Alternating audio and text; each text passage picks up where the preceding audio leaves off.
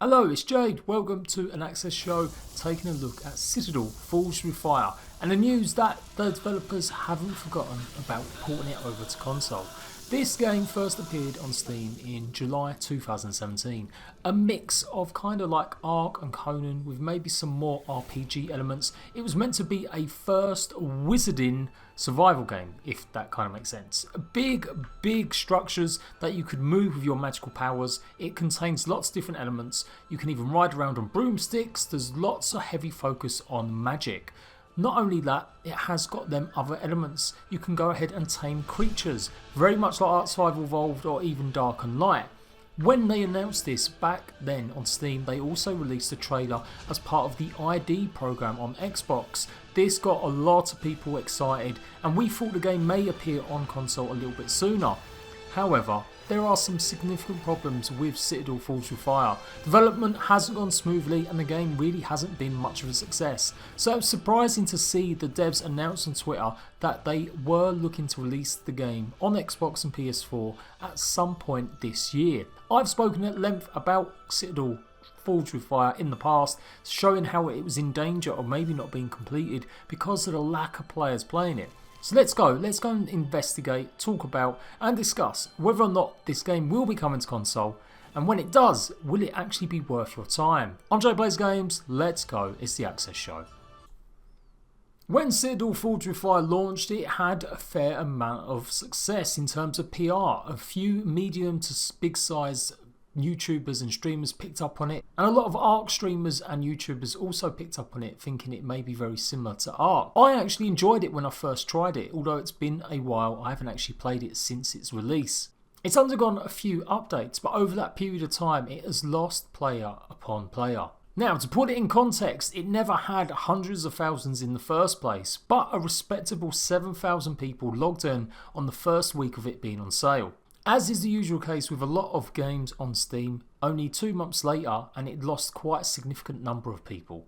However, Citadel's had lost a lot more than the average game. There was a lot of competition with Dark and Light, as well as other games still being popular, Ark Survival Evolved and Conan Exiles doing pretty well on PC. So the game lost 90% of its player base in the space of just 2 months. That's a significant drop, and it never really recovered. It had various different content updates over the next 2 years. July 30th or August last year was their big Reignited update. Revitalising and changing much of the core game mechanics, it really never sparked a fire. As you can see, the players went up to 1,000 and very quickly, only a month later again, they dropped right back down, and it just hasn't been able to keep it up. Right now you're lucky if more than 100 players are playing it at any one time. So how does a game that really hasn't done that well on Steam in terms of players playing it, or what I can tell from sales hasn't sold that many copies, able to pull itself to Xbox and PS4? Bearing in mind how big the game actually is, it's a PvP magic based game with servers. It can have a big number of players on one server. There's lots of environmental destruction taking down other people's bases, as well as all the magical particle effects and lots of AI in the game. It really made me curious how this small development team with a game that just really wasn't that successful, how have they managed to get it ported over to console?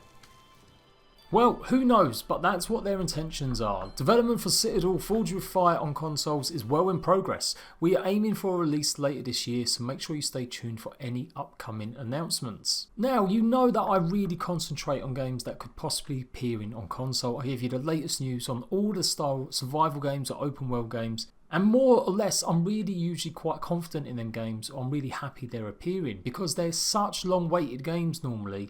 And add to the fact that console just doesn't have a big choice in smaller indie games that deal with open world situations like these. But for this one, I am genuinely concerned it may be a bit of a cash grab.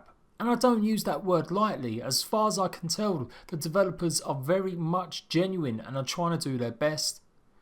And the actual studios behind it and the publishing arm have released other games that have caught attention and been quite successful. However, the feedback that I've seen on the forums regarding the game itself really just doesn't bode well. Only 62% of the people that have actually bothered to review it have put it as positive. And in the last month it's only garnered 14 reviews and it's only 50% positive. Maybe it is a case of a game that just managed to slip through the cracks because of the competition, and maybe its high price point at the time. £19 or $25 might not seem like a lot, but considering you've got games like Ark Survival Evolved out there that were around $25 when they launched, and you see how much content and how much that took off, you can understand that maybe they should probably think about reducing their price a little bit. But who knows, I'm not a game developer, maybe they made enough. It is a very small studio, and maybe the actual proceeds of selling enough copies in that first month was enough to sustain development for this long. But time and time again you go through the reviews and you see the same things crop up. Stability is a real problem and issue. Now it isn't all negative reviews, there are some good ones, but each review talks about the game servers being dead, and that's really a big problem when the game is an online focus. Now I do believe they've added single player, but at the time you had to jump on the servers, you can rent your own servers, and it is a PvP game.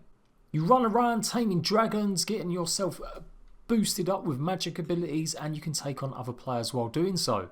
To be honest, it sounds like an amazing game, but it just doesn't seem to have taken off. So I'm really concerned about what kind of game it's going to be if it does release on the PS4 or Xbox. Have they really managed to fix it and make development of this game go so far it's going to be a polished product when it comes to console?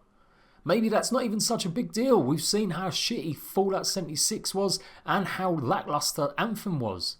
Now they're both very different games from this, but lots of people are willing to forgive them games for being absolute shit shows, so why can't we forgive a small independent developer for maybe not releasing something completely up to scratch? Maybe I'm being too alarmist and we just got to simply wait till it arrives, but as I said, judging by its early access period on Steam, the prognosis just isn't that great. Now to be fair, they're not the only ones that have struggled for players. Even a game that was immensely more popular when it launched, Dark and Light, has also had a huge drop in players since then. And regardless of a few updates, it really is struggling nearly as badly. Dark and Light has a whole bunch of issues I could talk about, we'll do that in a separate video. But they do both contain a lot of magic, and they do both contain taming of creatures. Is it just a combination of that magical powers and the taming that hasn't gone well, or is it just down to the development of the game that people aren't playing it? As I said, this publishing arm or this team were the ones responsible for Slender: The Arrival, which was pretty much acclaimed as a decent horror game. Not to mention Valley, which has also just been ported over to Nintendo Switch. I just wonder how they've managed to sustain funding for this project with so little people buying it or playing it. Maybe it is down to the success of other games they've managed to pull that money to this, and this could be their really big game. No doubt about it, on Xbox and PS4 there are still a massive shortage of games like this. You try and name any big open world survival crafting game other than maybe like Ark or Conan Exiles and you'll be really hard pressed. There just isn't that many multiplayer open world games like these. So again, I usually champion, and I can't wait to see these games come to console and see what they're all about. But unlike other games that we're dying to see, like Stranded Deep arrive on console, as well as DayZ on PS4, I just don't see a big call for this game. It's kind of just slipped under everyone's radars. They haven't really had a huge update that added so many components or different things since last August. They've certainly had lots of optimizations and bug fixes over that time, but nothing that I would call a big updating moment where you're expecting content. Not every game can be a huge runaway success, and maybe my expectations are maybe a little bit too much. As I said, I'm not a game developer. Maybe it's enough just to sell 20,000 copies of the game, and that's definitely going to give them more funding so they can complete it. So I guess I should really jump into it and give it a fair shot, which is exactly what I'm going to do in the next few weeks. Interestingly, the developers were streaming a lot of the work they were doing a good 11 or 12 months ago, but since then they've kind of stopped.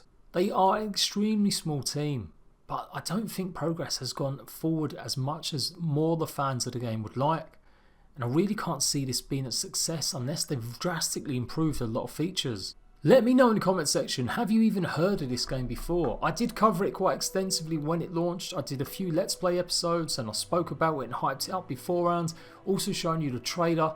But as I said, there was a lot going on at that time with Dark and Light as well as Ark Survival Evolved. I didn't personally get enough chance to give it a go.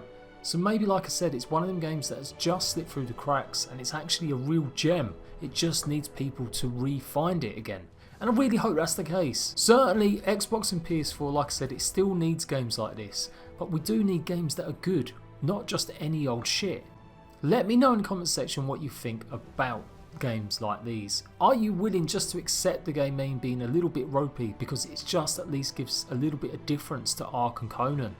Or do you really prefer quality over the fact that it's something more unique? I will give this a shot in the next few weeks, maybe on my Twitch channel, so go and follow me there, Jade Plays Games, Twitch TV, and I'll keep you guys up to date when we get any more information about this coming on Xbox or the PS4. Until then, rat bags, laters.